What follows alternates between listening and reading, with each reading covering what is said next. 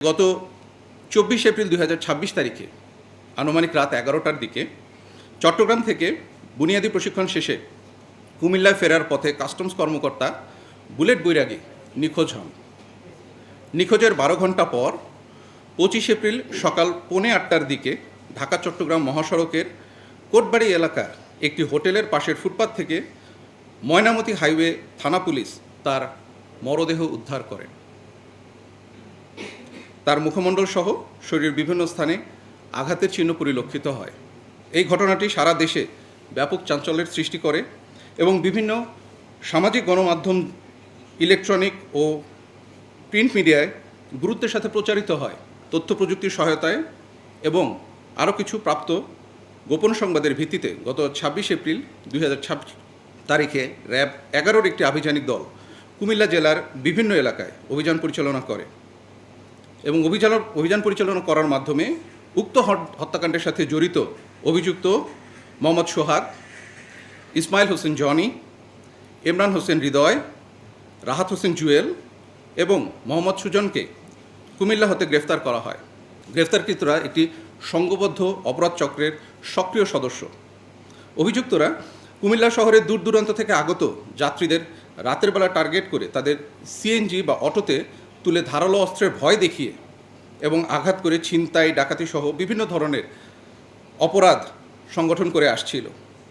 ঘটনার দিন অর্থাৎ 25 এপ্রিল 2026 তারিখে রাতে গ্রেফতারকৃতরা সিএনজি নিয়ে কুমিল্লা জেলার জাগরঝুলি বিশ্ব রোড এলাকায় ছিনতাইয়ের উদ্দেশ্যে অবস্থান করছিল।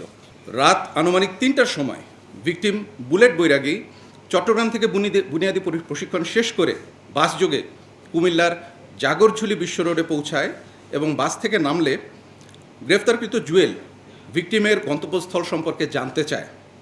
তখন ভিকটিম জাঙ্গালিয়া যাওয়ার কথা বললে সিএনজির পেছনে যাত্রী ছদ্মবেশে থাকা গ্রেফতারকৃত সোহাগ ও হৃদয় ভিকটিমকে তাদের পাশে বসতে বলে।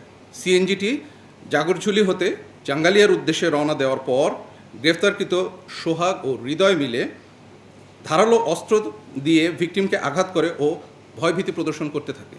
এ সময় গ্রেফতারকৃতদের সহিত ভিকটিমের ধস্তাধস্তিও হয়।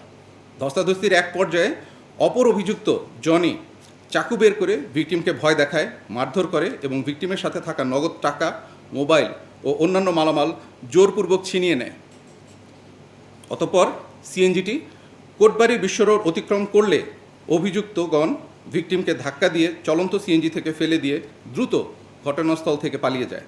গ্রেফতারকৃতদের আঘাত ও ধাক্কা দিয়ে ফেলে দেওয়ার ফলে মাথার পেছনে প্রচণ্ড আঘাত পেয়ে ভিকটিম ঘটনাস্থলে মৃত্যুবরণ করেন।